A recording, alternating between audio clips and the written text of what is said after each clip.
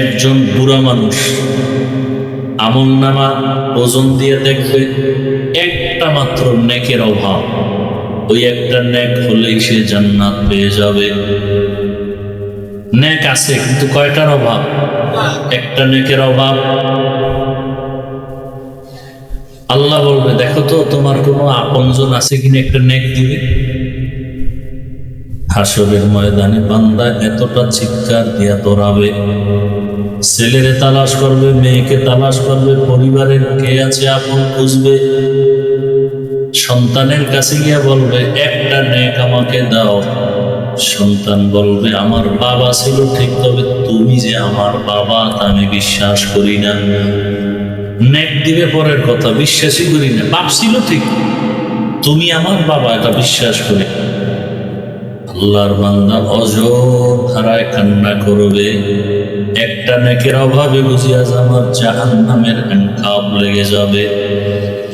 ঘুরতে ঘুরতে মাও পরিচয় দিবে না, বাবাও পরিচয় দিবে না, আপন বলতে কেউ থাকবে না। নিরুপায় হয়ে কাঁদবে আর দৌড়াবে। হঠাৎ দেখবে একটা মানুষ একটা জায়গায় বসে কান্না করে। ও ডাক দিবে, এই বুড়া তুমি কান্না করো কেন? বলে আমার একটা নেকের অভাব, আজকে জাহান্নামে যেতে হবে। একটা নেক যদি আমি পাইতাম আমাকে আল্লাহ মাফ করে দিতেন। সন্তানের কাছে গেলাম, তারা নেক দিবে দূরের কথা, পরিচয় দিতে রাজি না আমি যে ওদের বাবা। আমার স্ত্রীও পরিচয় দেয় না, স্বামী ছিল ঠিক তবে আমি নাকি ওর স্বামী না। আমাকে এখন একটা নেকের অভাবে উচিত জাহান্নামের আগুনে জ্বলতে হবে। আল্লাহর ভয় অন্তরে এত বেশি, হাদিস শরীফে আল্লাহ রাসূল বলেন, এক ব্যক্তি মৃত্যুর আগে সন্তানদের বসাইয়া পরিবারের সবাইকে বলল, জাহান্নামের আগুন বড় ভয়ঙ্কর, কবরের আযাব বড় ভয়ঙ্কর। রহমতের নবী ইসলামের বয়ান হলো, গুনাহগারেরা কবরে গেলে দুই পাশের মাটির চাপ দেওয়া হবে। আমার একটা অনুরোধ, তোরা আমি মরিয়া যাওয়ার পরে আমারে পুড়িয়া ফেলাবি, আমারে পুড়িয়া ছাই বানায় বাতাসের মধ্যে উড়াই দিবি। আমার কবরে যেন যেতে না হয়, কারণ কবরের মাটির চাপ সহ্য করতে পারবো না। তাই করলো, পরিবারের লোকেরা পুড়িয়া ছাই যখন বানায়া বাতাস উড়াই দিল, আমার আল্লাহ পাক রব্বুল আলামিন এক জায়গায় করিয়া বান্দাকে জিজ্ঞাসা করে, এই বান্দা তুই এমন বাহানা কেন করছো? ও বলবে, হে মালিক, আযাবের ভয় আমি সহ্য করতে পারবো না, এই কারণে আমি পন্থা অবলম্বন করেছি। কেন করছো? বলে, আল্লাহ আপনার ভয়, আমি আপনাকে মনে করি আপনি আমার অনেক বড়, আপনার আযাব বড়। আল্লাহ বলেন, তুমি যে আমাকে ভয় করছো আমার মুহাব্বত আর ভয় নিয়া, আমি তোমাকে জান্নাত দিয়ে দিলাম। ওই বান্দা বলে, ভাই আমার একটা নেকের অভাব, কেউ আজকে হাসরের মাঠে একটা নেক দেয় না। তখন বলে, আমার কাছে একটা নেক আছে কিন্তু আর কোনো নেক নাই, কিন্তু এই একটা নেক দিয়ে তো আমি জান্নাত পাবো না। আমার সব গুনাহ, নেক আছে কয়টা? এক নেক দিয়ে তো জান্নাত পাওয়া যাবে না। আপনি যদি মনে কিছু না নেন, আমার নেকটা আমি আপনাকে দিয়ে দেই, অন্তত আপনি জান্নাতে যান। আমি জান্নাতে যাইতে না পারলে অন্তরে তৃপ্তি হবে যে আমি একটা ভাইয়ের উপকার করতে পেরেছি। আমার একটা তৃপ্তি, আমি একটা ভাইয়ের কি করলাম? উপকার করতে পেরেছি, এটা আমার তৃপ্তি, আর কিছু না। কারণ আমি আপনাকে একটা নেক না দিলেও তো আমার জান্নাতে যাওয়ার কোনো উপায় নাই। আল্লাহর বান্দা খুশি হইয়া নেকটা নিয়ে মালিকের দরবারে গেল। আল্লাহ পাক বলেন, কই নেক পাইছো? আল্লাহ, আমার ছেলে মেয়ে কেউ নেয় নাই, একজন আপনার বান্দা আমাকে একটা নেক দিয়েছে এই বিপদের সময়। তোমার মা, তোমার পরিবারের কেউ একটা নেক দিল না, এমন কে তোমার আপন যে একটা নেক এই বিপদের সময় দিল, তাকে হাজির করো। হাজির করার পরে আল্লাহ বলেন, বান্দা তুমি একে একটা ন্যায় হাসরের মাঠে দিলা কেন? তার আপন তো কেউ দেয় নাই। ওই বান্দা চোখের পানি ছেড়ে বলেন, ও মালিক, আমার আমল নামায় একটা ন্যায় ছাড়া আর কিছু নেই, শুধু গুনাহ আর গুনাহ। قال رسول الله صلى الله عليه وآله وسلم التائب من الذنب كمن لا ذنب له. صدق الله مولانا العظيم وصدق رسوله النبي الأمي الكريم، ونحن على ذلك من الشاهدين والشاكرين والذاكرين، والحمد لله رب العالمين. سبحانك لا علم لنا إلا ما علمتنا إنك أنت العليم الحكيم. رب اشرح لي صدري ويسر لي أمري واحلل عقدة من لساني يفقهوا قولي. الذين أسرفوا على أنفسهم لا تقنطوا من رحمة الله. তোমরা যারা গুনাহ করে নিজেদের উপরে জুলুম করেছো, গুনাহ করে কি করেছি? জুলুম। জুলুম মানে কি? সীমা লঙ্ঘন করা। আল্লাহ বলেন, তোমরা আমার দয়া রহমত থেকে ফিরে যেও না। কেন? ইন্নাল্লাহা ইয়াগফিরুয যুনুবা জামিআ, নিশ্চয়ই আমি আল্লাহ সবার গুনাহ মাফ করে দেব। ইন্নাহু হুয়াল গফুরুর রহিম, আল্লাহ হলেন চূড়ান্ত ক্ষমাশীল এবং পরম দয়ালু। আল্লাহর মতো দয়ালু আর কেউ? নবীজি বলেন, আত-তাইবু মিনায যামবি কামান লা যামবা লাহু, যারা গুনাহ থেকে তওবা করে আল্লাহ তাদেরকে এতটা পবিত্র করে দেন যে কখনো তারা গুনাহই করে।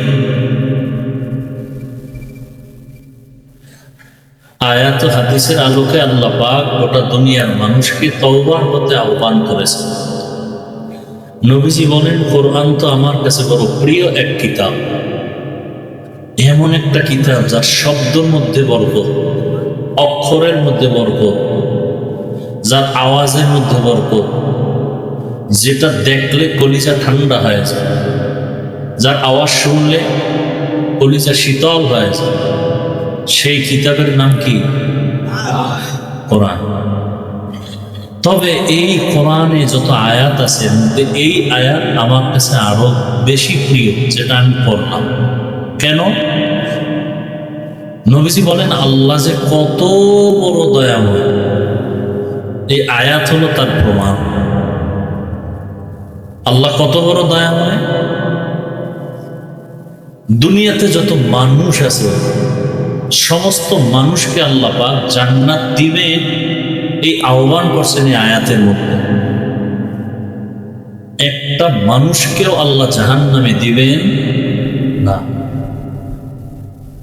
তবে এখন এই জাহান্নাম থেকে বাঁচতে হলে কি করতে হবে? আল্লাহ বলেন, আসো, ফিরে আসো আমার দয়ার দরজায়, আমার রহমতের দরজায় ফিরে আসো, আমি তোমাকে মাফ করে দিই, আমার দরওয়াজায় ফিরিয়ে আসো। অন্যায় থেকে নিজেকে বাঁচাও। সামনে জীবন যেটা পাবো সেটা তো আলাদা, সেটা চলে গেছে। ওই জীবনে গুনাহ আছে না নেই? হাতের গুনাহ, জবানের গুনাহ, অন্তরের গুনাহ, কানের গুনাহ। আল্লাহ বলেন, ওখান থেকে পবিত্র হওয়ার একটাই মাত্র ব্যবস্থার নাম তওবা। ব্যবস্থার নাম কি? তওবা। তওবাটা কেমন? বলে খাঁটি অন্তরে তওবা, মরে যাব কিন্তু ওই গুনাহ আর করব না। আল্লাহ বলেন আমি তাকে এমন পবিত্র করব, মায়ের গর্ভ থেকে নিষ্পাপ বাচ্চা আসে, ঠিক যারা তওবা করবে এদেরকে আমি নিষ্পাপ করব। নবী এজন্যই বলেন আত-তাইবু মিনাজ যামবি কামান লা যামবা লাহু, যারা গুনাহ থেকে তওবা করবে আল্লাহ তাদেরকে এমন পবিত্র করে দেন যে জীবনে কোনো গুনাহ করে নাই, এতটা পবিত্র করে দেন। প্রায় সময় আমি ঘটনা বলি, আল্লাহর এক বান্দি জীবন ভর গুনাহ করেছে, গুনাহ আর গুনাহ, এলাকার সমস্ত মানুষ পর্যন্ত জেনে ফেলেছে এর মতো গুনাহগার অন্যায়কারী কেউ নাই। একদিন রাস্তা দিয়ে হাঁটতেছে, হঠাৎ করে দেখে রাস্তার পাশে একটা কুকুর কান্না করে, পানির পিপাসা।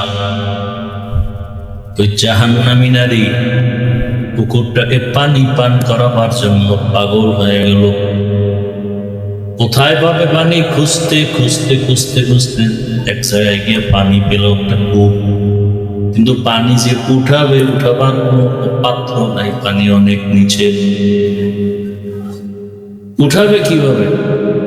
হঠাৎ চিন্তা করতে করতে খেয়াল আসলো তার পায়ে ছিল চামড়ার মোজা, চামড়ার মোজাটা খুলিয়া ছিন লাগায়া পানি উঠাবে, কিন্তু দেখে মোজা দিয়েও পানি পাওয়া যায় না, আরো নিচে।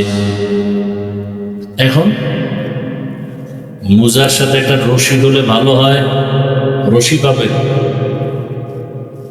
ওই আল্লাহর বান্দির মাথায় ছিল বড় এক ওড়না। আল্লাহর বান্দি ওড়নাটা খুলিয়া এক মাথা মোজার গিরা দিয়া পানি উঠাইয়া এরপরে ওই মোজায় পানি ভরে নিয়ে কুকুরকে পান করায় দিল। এটা কি খারাপ কাজ না ভালো? কাজটা যে করছে সেই লোকটা কি ভালো? সারা এলাকার মানুষ জানে বড় জাহান্নামী গুনাহগার।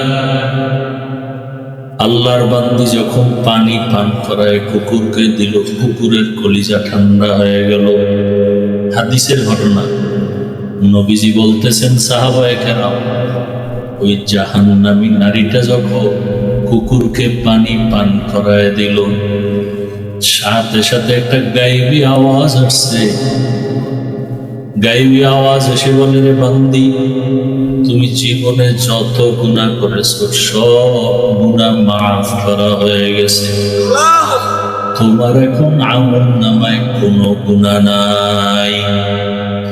রহমতের নবী বলেন, খায়রুন নাস মান ইয়ানফাউন নাস, জমিনে ওই ব্যক্তি বড় ভালো মানুষ যার দ্বারা অন্যের উপকার হয়, কখনো ক্ষতি হয় না, সেগুলো ভালো মানুষ। অন্যের উপকার, ক্ষতি করব না, উপকার করতে না পারলেও কি করব না, ক্ষতি করব না, এই ভালো মানুষ। ওই জাহান্নামী নারী গুনাহগার শুধু একটা কুকুরকে পানি পান করাবার কারণে রহমতের নবী বলেন হাদিসে পাকে, আল্লাহ তাকে মাফ করে দিয়েছেন। আল্লাহ পাক রব্বুল আলামিন বলেন, আমি চাই বান্দাকে জাহান্নাম থেকে বাঁচায় জান্নাত দিব, তবে বাহানা তালাশ করি, কোন একটা উসুল পাওয়া যায় কিনা, একটা লাইন পাওয়া যায়। যেমন হাদিসে আর একটা ঘটনা আছে, নবীজি বলেন হাসরের ময়দানে যখন মানুষগুলো উলঙ্গ দাঁড়াবে, সর্বপ্রথম যিনি পোশাক পরবেন তিনি হবেন ইব্রাহিম আলাইহিস সালাম। সব উলঙ্গ হাসরের মাঠে। আম্মা জান আয়েশা রাদিয়াল্লাহু আনহা বলেন, ইয়া রাসূলুল্লাহ, হাসরের ময়দানে নারীরাও কি উলঙ্গ বলে? পুরুষও বলে? দূরত্ব কত? বলে সব সামনে। আম্মা জান আয়েশা বলেন, তো লজ্জা কি হবে না? রহমতের নবী বলেন, হে আয়েশা, লজ্জা পাবে দূরের কথা, একজন আর একজনের দিকে তাকাবারও হুঁশ হবে না। এত ভয়ঙ্কর হবে হাসরের ময়দান। সেই সময় মানুষগুলো পাগলের মতো দৌড়াবে। নবী বলেন, হাসরের ময়দান তো এমনি বড় কঠিন। একদিকে সূর্যের গরম, অন্যদিকে আবার জাহান্নামের আগুনের গরম। আবার আমার আল্লাহ রাগান্বিত আওয়াজ দিবেন, লিমানিল মুলকুল ইয়াউম লিল্লাহিল ওয়াহিদিল কাহ্হার। এতটা কঠিনের মধ্যেও আরো আয়েশাকে নবী বলেন, আর তিনটা জায়গা হবে আরো কঠিন। সেই তিনটা জায়গায় কঠিন হওয়া মাত্র মা বাবা সন্তানের কোনো পরিচয় থাকবে না। একটা জায়গা হলো আমল নামা হাতে দেওয়ার সময়, আর একটা সময় হবে আমল ওজন করার সময়, আর একটা সময় হবে পুলসিরাত পার হওয়ার সময়। কারণ জাহান্নামের উপর দিয়েই হবে পুলসিরাত। যেমন আমরা ব্রিজ পার হই, নিচে কি পানি, যদি পড়ে যায় বিপদ, পড়ে গেলে কি পুলসিরাতের নিচে জাহান্নামের আগুন। এইভাবে জাহান্নামের উপর দিয়ে পুলসিরাত। যারা ঈমান ও আমল নিয়ে যাবে তারা পার হয়ে যাবে, আর গুনাহগারেরা ওখানেই পড়ে যাবে নিচে। রহমতের নবী বলে, এই তিনটা জায়গা নিয়ে আমিও পরেশান হয়ে যাব, আমার উম্মতের কি উপায় হবে। একজন বুড়া মানুষ আমল নামা ওজন দিয়ে দেখবে একটা মাত্র নেকের অভাব, ওই একটা নেক হলেই সে জান্নাত পেয়ে যাবে। নেক আছে কিন্তু কয়টার অভাব? একটা নেকের অভাব। আল্লাহ বলবে, দেখো তো তোমার কোনো আপনজন আছে কিনা, একটা নেক দিবে। হাসরের ময়দানে বান্দা এতটা চিৎকার দিয়া দৌড়াবে, ছেলেরে তালাশ করবে, মেয়েকে তালাশ করবে, পরিবারের কে আছে আপন খুঁজবে। সন্তানের কাছে গিয়া বলবে, একটা নেক আমাকে দাও। সন্তান বলবে, আমার বাবা ছিল ঠিক, তবে তুমি যে আমার বাবা তা আমি বিশ্বাস করি না। নেক দিবে পরের কথা, বিশ্বাসই করি না। বাপ ছিল ঠিক, তুমি আমার বাবা এটা বিশ্বাস করি। আল্লাহর বান্দা অযথায় কান্না করবে, একটা নেকের অভাবে বুঝিয়া আমার জাহান্নামের হ্যান্ডকাপ লেগে যাবে। ঘুরতে ঘুরতে মাও পরিচয় দিবে না, বাবাও পরিচয় দিবে না, আপন বলতে কেউ থাকবে না। নিরুপায় হয়ে কাঁদবে আর দৌড়াবে। হঠাৎ দেখবে একটা মানুষ একটা জায়গায় বসে কান্না করে। ও ডাক দিবে, এই বুড়া তুমি কান্না করো কেন? বলে, আমার একটা নেকের অভাব, আজকে জাহান্নামে যেতে হবে। একটা নেক যদি আমি পাইতাম, আমাকে আল্লাহ মাফ করে দিতেন। সন্তানের কাছে গেলাম, তারা নেক দিবে দূরের কথা, পরিচয় দিতে রাজি না আমি যে ওদের বাবা। আমার স্ত্রীও পরিচয় দেয় না, স্বামী ছিল ঠিক, তবে আমি নাকি ওর স্বামী না। আমাকে এখন একটা নেকের অভাবে উচিত জাহান্নামের আগুনে জ্বলতে হবে। আল্লাহর ভয় অন্তরে এত বেশি, হাদিস শরীফে আল্লাহ রাসূল বলেন, এক ব্যক্তি মৃত্যুর আগে সন্তানদের বসাইয়া পরিবারের সবাইকে বলল, জাহান্নামের আগুন বড় ভয়ঙ্কর, কবরের আযাব বড় ভয়ঙ্কর। রহমতের নবী ইসলামের বয়ান হলো, গুনাহগারেরা কবরে গেলে দুই পাশের মাটির চাপ দেওয়া হবে। আমার একটা অনুরোধ, তোরা আমি মরিয়া যাওয়ার পরে আমারে পুড়িয়া ফেলাবি, আমারে পুড়িয়া ছাই বানায় বাতাসের মধ্যে উড়াই দিবি। আমার কবরে যেন যেতে না হয়, কারণ কবরের মাটির চাপ সহ্য করতে পারবো না। তাই করলো, পরিবারের লোকেরা পুড়িয়া ছাই যখন বানায়া বাতাস উড়াই দিল, আমার আল্লাহ পাক রব্বুল আলামিন এক জায়গায় করিয়া বান্দাকে জিজ্ঞাসা করে, এই বান্দা তুই এমন বাহানা কেন করছো? ও বলবে, হে মালিক, আযাবের ভয় আমি সহ্য করতে পারবো না, এই কারণে আমি পন্থা অবলম্বন করেছি। কেন করছো? বলে আল্লাহ আপনার ভয়, আমি আপনাকে মনে করি আপনি আমার অনেক বড়, আপনার আযাব বড়। আল্লাহ বলেন তুমি যে আমাকে ভয় করছো আমার মহব্বত আর ভয় নিয়া, আমি তোমাকে জান্নাত দিয়ে দিলাম। ওই বান্দা বলে ভাই আমার একটা নেকের অভাব, কেউ আজকে হাসরের মাঠে একটা নেক দেয় না। তখন বলে আমার কাছে একটা নেক আছে, কিন্তু আর কোনো নেক নাই, কিন্তু এই একটা নেক দিয়ে তো আমি জান্নাত পাবো না, আমার সব গুনাহ। নেক আছে কয়টা? এক নেক দিয়ে তো জান্নাত পাওয়া যাবে না। আপনি যদি মনে কিছু না নেন, আমার নেকটা আমি আপনাকে দিয়ে দেই, অন্তত আপনি জান্নাতে যান। আমি জান্নাতে যাইতে না পারলে অন্তরে তৃপ্তি হবে যে আমি একটা ভাইয়ের উপকার করতে পেরেছি। আমার একটা তৃপ্তি, আমি একটা ভাইয়ের কি করলাম? উপকার করতে পেরেছি। এটা আমার তৃপ্তি, আর কিছু না। কারণ আমি আপনাকে একটা নেক না দিলেও তো আমার জান্নাতে যাওয়ার কোনো উপায় নাই। আল্লাহর বান্দা খুশি হইয়া নেকটা নিয়ে মালিকের দরবারে গেল। আল্লাহ পাক বলেন কই নেক পাইছো?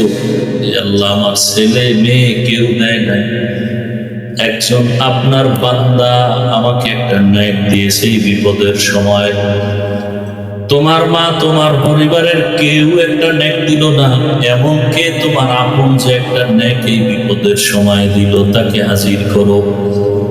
হাজির করার পরে আল্লাহ বলেন বান্দা তুমি একে একটা নেক হাসরের মাঠে দিলা কেন? তার আপন তো কেউ দেয় নাই। ওই বান্দা চোখের পানি ছেড়ে বলেন ও মালিক, আমার আমল নামায় একটা নেক ছাড়া আর কিছু নেই, শুধু গুনাহ আর গুনাহ। হাতের গুনাহ, চোখের গুনাহ, জবানের গুনাহ, অন্তরের গুনাহ। তবে আমি চিন্তা করে দেখলাম আমার এই একটা নেক দিয়ে আমি জান্নাত পাবো না, তবে এই একটা নেকের কারণে আমার ভাই যদি জান্নাতে যায়, আমার অন্তরের তৃপ্তি হলো আমি আমার ভাইয়ের একটু উপকার করতে পেরেছি। আল্লাহ পাক বলে ওরে আমার গোলাম, তবে তো আমি বানাইছি। হাসরের কঠিন সময় তুমি যদি এক গুনাহগারকে একটা নেক দিয়া তুমি দয়া দেখাইতে পারো, তোমার থেকে আমি মাওলার দয়া তো আরো বেশি। আমি আল্লাহ তোমাকেও আমার দয়ায় জান্নাত দিয়ে দিলাম। তুমি জান্নাতে যাও। তুমি আমার একটা বান্দাকে যে দয়া দেখাইছো, এর থেকে আমি মাওলার দয়া অনেক বেশি। এরে আল্লাহর বান্দারা, আজকে মা বাবা সন্তানের ভালো চায় না, যদি চাইতো নিজেও গুনাহ করতাম না, সন্তানকেও গুনার দিকে দিতাম। আজকেও আমি ফজরের নামাজ পড়ে কিতাব দেখতেছি, একটা ঘটনা দেখলাম। এক আল্লাহর বান্দা বাজারে গেছে, বাজার করিয়া ঘরে যখন আসছে, দেখে স্ত্রী মাটিতে গড়াগড়ি খায় আর কান্না করে। স্বামী বেচারা জিজ্ঞাসা করলো, বিবি তুমি কান্না করো কেন? বলে আমার জীবনে এমন কোনো ঘটনা জীবনেও কল্পনা করি না, এখন যে আমার সাথে হলো।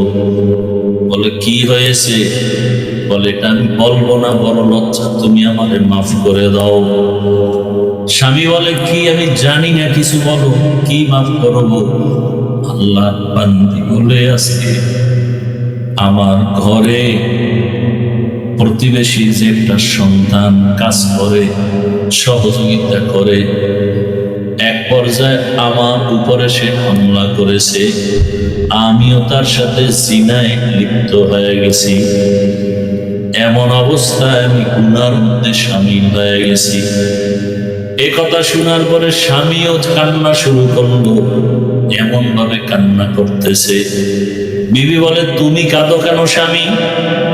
বলে বিবি তুমি বুঝো না, আমি যে বাজারে গেলাম, বাজারে যাওয়ার পরে আমি যে দোকান থেকে মাল নিয়েছি, ওখানে এক সুন্দরী রূপসী মহিলা, এর ফাঁদে পড়িয়া আমিও এমন অপরাধে লিপ্ত হয়ে গেছি।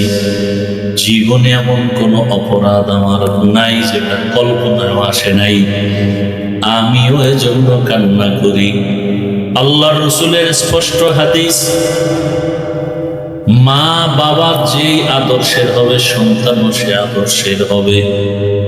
আল্লাহ রসুলের হাদিস মতে দেখলাম আমি ওদিকে গুনাহ করার কারণে তোমার মধ্যেও গুনাহ ঢুকিয়া গেছে। এজন্য প্রত্যেকটা মা বাবা, প্রত্যেক স্বামী যদি চিন্তা করি, স্ত্রীও যদি চিন্তা করে, সন্তানও চিন্তা করি, মা বাবা যেই অন্যায় করতেছি এর আসর গিয়া সন্তানের মধ্যে একবার পড়িয়া যাবে। স্বামী যদি অন্যায় করে স্ত্রীর মধ্যে গুনার আসর চলে যাবে। অতএব এই গুনাহ যে ঘরের মধ্যে চলবে, ঘরের মধ্যে কোনো হাজারো আলেম ওলামা নিয়ে দোয়া করাইলে কাজ হবে না।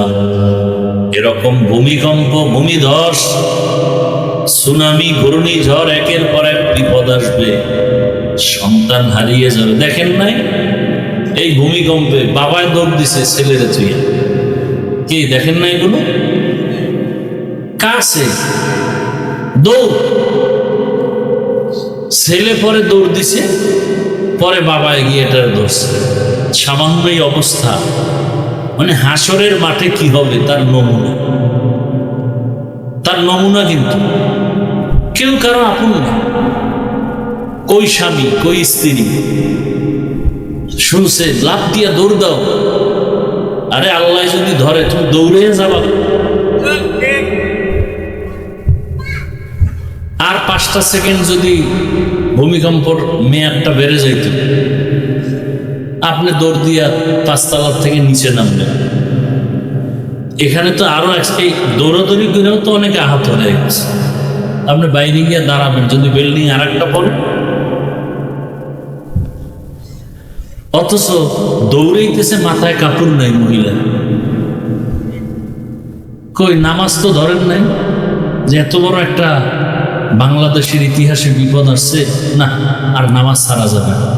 আল্লাহর কাছে তওবা করি, ছেলে মেয়ে নিয়ে একটু হালাল ভাবে চলবে, কোনো চিন্তাই তো নাই।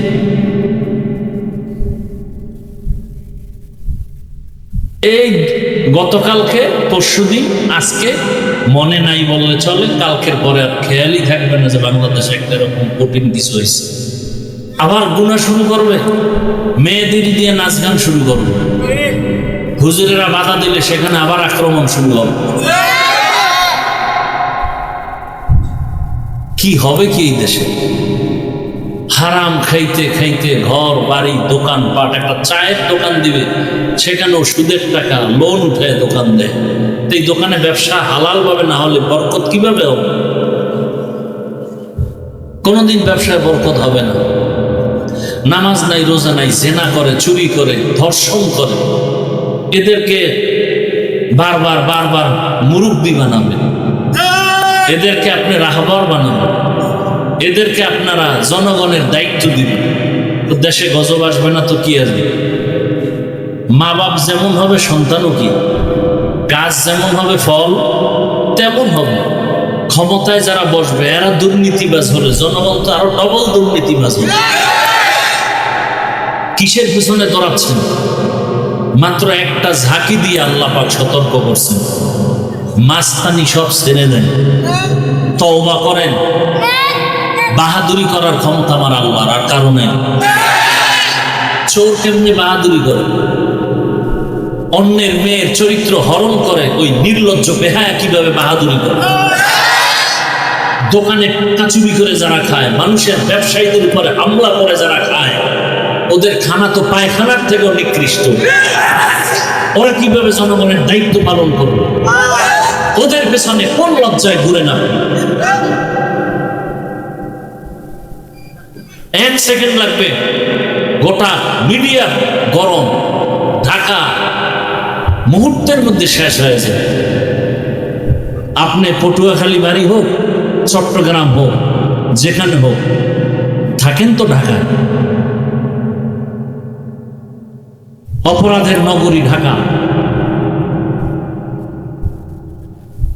সন্তান অপরাধ করে, মেয়ে অপরাধ করে, আবার একদল অপরাধ যতটুকুই করেন না করেন, যারা করে তাদেরকে সাপোর্ট দেন, এটা আর একটা অপরাধ।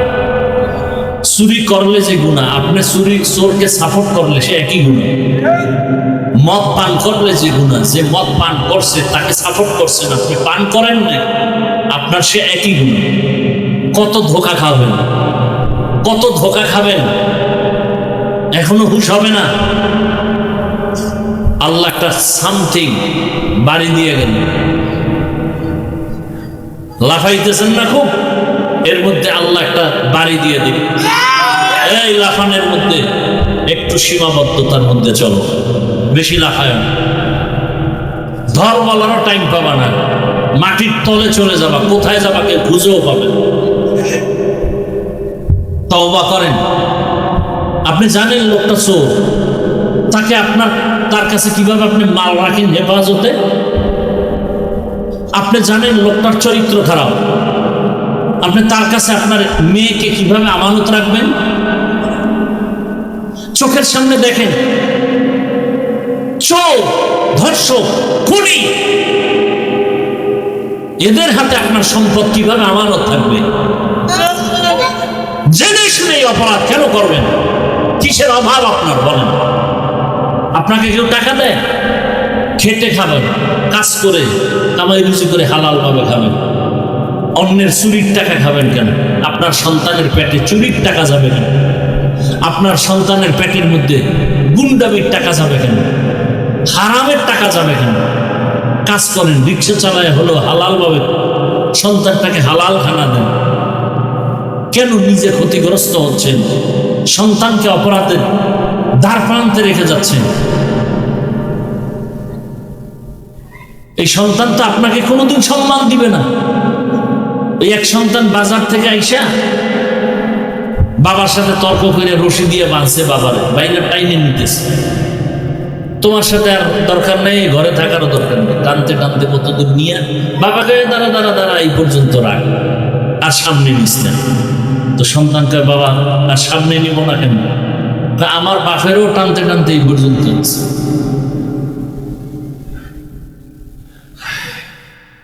যেমন গাছ তেমন কি, এখনো হুঁশ ফিরান। কিসের আপনার অভাব বলেন? দুই হাত আছে, খেটে খাবেন, গরিবী হালাতে খাবেন। কোনোদিন চোরকে সমর্থন করবেন না, নিজেও চুরি করবেন না, চোরকে সমর্থন করবেন না। নিজে কোনোদিন আমানতের খেয়ানত করবেন না, আমানতের খেয়ানতকারীকেও সমর্থন করবেন না। আমার আল্লাহ নাই, আছে না নাই, শুক্রবার টের পান নাই, আরো মাস্তানি করলে আরো টের পান।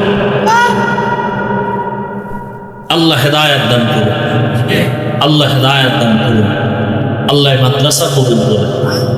আল্লাহ আমাদের জীবনকে হালাল ভাবে রাসূলের তরিকায় পরিচালনার তৌফিক দান করেন। আলহামদুলিল্লাহি রাব্বিল আলামিন, والصلاة والسلام على سيد الأنبياء والمرسلين وعلى آله وأصحابه أجمعين.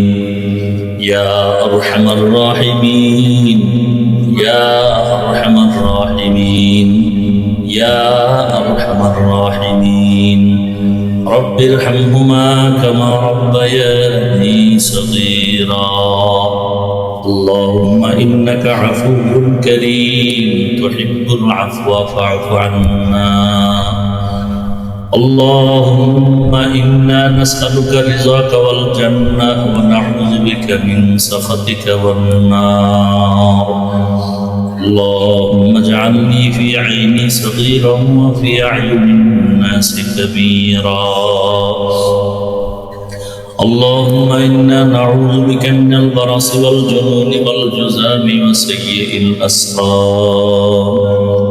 اللهم إنا نسألك علما نافعا ورزقا واسعا وشفاء من كل داء.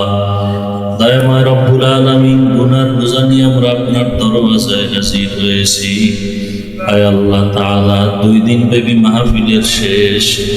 আয় আল্লাহ, আমরা গুনাহগার, দয়া করে আমাদের জীবনের সব গুনাহগুলো মাফ করে দেন আল্লাহ।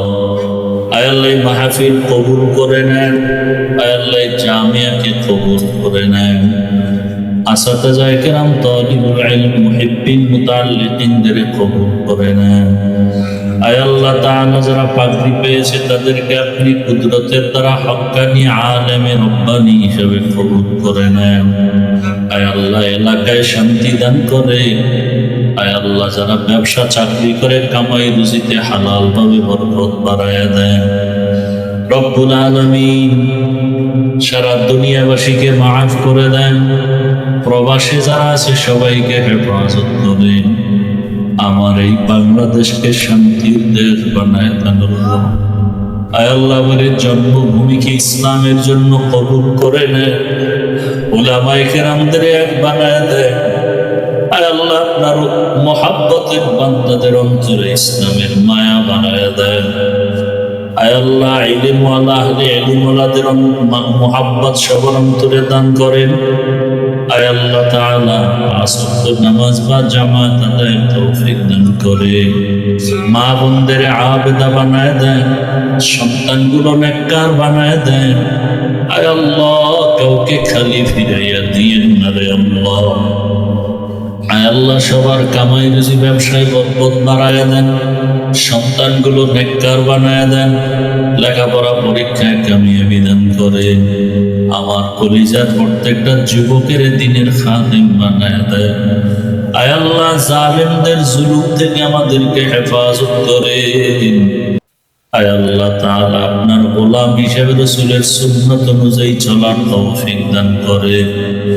আয় আল্লাহ তাআলা মেহেরবানি করে আমাদেরকে দ্বীনের খাদেম বানায় দেন। নবীজির রওজায় গিয়া বাইতুল্লাহ গিয়া জিয়ারতের জন্য তৌফিক দান করে। ইলম হিকমত আমলে বরকত বাড়ায় দেন।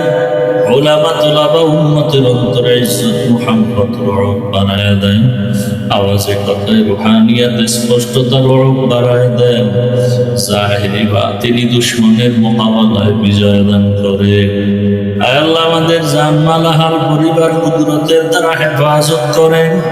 খোদায়ের মালিক আমরা যারা হাত তুলেছি আমাদের অভাব দূর করে দেন। আয় আল্লাহ পরিবার নিয়ে শান্তিতে জীবন যাপন করার তৌফিক দান করেন আল্লাহ। আয় আল্লাহ গুনাহমুক্ত জীবন দান করে। আয় আল্লাহ যারা গুনাহ করে তাদের থেকেও বেঁচে থাকার তৌফিক দান করেন। আয় আল্লাহ আমরা যারা হাত তুলেছি জানি না এখানে কারাইয়াতি বাবা নাই, কারো মা নাই, কারো আপন না। আয় আল্লাহ জানি না কার অবস্থা কেমন। ওই অন্ধকার কবর থেকে দোয়া চায় সন্তানেরা। ওই মা বাবার চেহারাটাও কি মনে পড়ে না? আয় আল্লাহ এখানে যারা মা হারা, বাবা হারা, ভাই হারা, বোন হারা, স্বামী হারা, স্ত্রী হারা, আয় আল্লাহ যারা হাত তুলেছে মেহেরবানি করে সবাইকে আপনি মাফ করে দেন। আয় আল্লাহ সবাইকে মাফ করে দেন। বাংলাদেশ শান্তির দেশ বানায় দেন। আয় আল্লাহ আমাদের মধ্যে যারা অসুস্থ সুস্থ করে দেন। সুস্থতার নিয়ামত দান করেন আল্লাহ। আয় আল্লাহ আপনার মতো বড় ডাক্তার কেউ নাই, সুস্থতার নিয়ামত দান করেন। আয় আল্লাহ আমাদের জান মাল বাড়ি গাড়ি সব কিছু আয় আল্লাহ কঠিন মুসিবত থেকে হেফাজত করে। আয় আল্লাহ কিয়ামতের আলামত আমাদের গুনাহের কারণে। আয় আল্লাহ গুনার কারণে আজ ভূমিকম্প শুরু হয়ে গেল। আয় আল্লাহ শয়তানের ধোঁকায় পড়ে গুনাহ করেছি, মাফ করে দেন। আয় আল্লাহ ভূমিধর, ভূমিকম্প, অগ্নিকাণ্ড থেকে আমাদের জানমাল কুদরতের দ্বারা হেফাজত করেন। আয় আল্লাহ বাংলাদেশকে আপনি দ্বীনের ঘাঁটি বানায় দেন, ইসলামের মারকাজ বানায় দেন। আয় আল্লাহ এত মাদ্রাসা, এত আলেম ওলামা, এত পীর মাশায়েখ, এত দাওয়াত ও তাবলীগ, এত আযান, এত নামাজ, এত তেলাওয়াত, আয় আল্লাহ এরপরেও এত বিপদ। কুদরতের দ্বারা আমাদের সবাইকে কবুল করে নেন। আয় আল্লাহ সবার দিলে জাহান্নামের ভয় ঢুকে দেন। আয় আল্লাহ গুনাহের প্রতি ঘৃণা জমায়া দেন, নেক আমলের আগ্রহ বাড়ায়া দেন আল্লাহ। আয় আল্লাহ দীর্ঘ নেক হায়াত দান করে সাত দুনিয়া খেদমতের জন্য কবুল করে নেন। মুখালেফের মুআফিক বানায় দেন, ইজ্জতের জীবন দান করে ওলামায়ে কেরামদের এক হওয়ার ব্যবস্থা করে দেন আল্লাহ। আয় আল্লাহ ইখলাস ও তাকওয়া দিয়ে আমাদের অন্তর পরিপূর্ণ করে দেন, রিয়া হাসাদ কিবির দূর করে দেন আল্লাহ। আমাদের সন্তানগুলো দিনদার নেককার বানায় দেন। আয় আল্লাহ প্রত্যেক মা বাবাকে নেককার সন্তানের মা বাবা বানায় দেন। আয় আল্লাহ সন্তানদের জেহেন খুলে দেন। আয় আল্লাহ আদবালা বানায় দেন, লেখাপড়ায় মনোযোগী বানায় দেন আল্লাহ। আয় আল্লাহ আমাদের হিম্মত শক্তি সাহস বাড়ায় দেন। আয় আল্লাহ কঠিন বিপর্যয় থেকে আমার দেশ ও জাতিকে হেফাজত করেন। আয় আল্লাহ গুনাহের প্রতি ঘৃণা জমায় দেন, সুন্নাতওয়ালা জীবন দান করেন। আয় আল্লাহ মাদ্রাসার খেদমত করে কবুল করে নেন।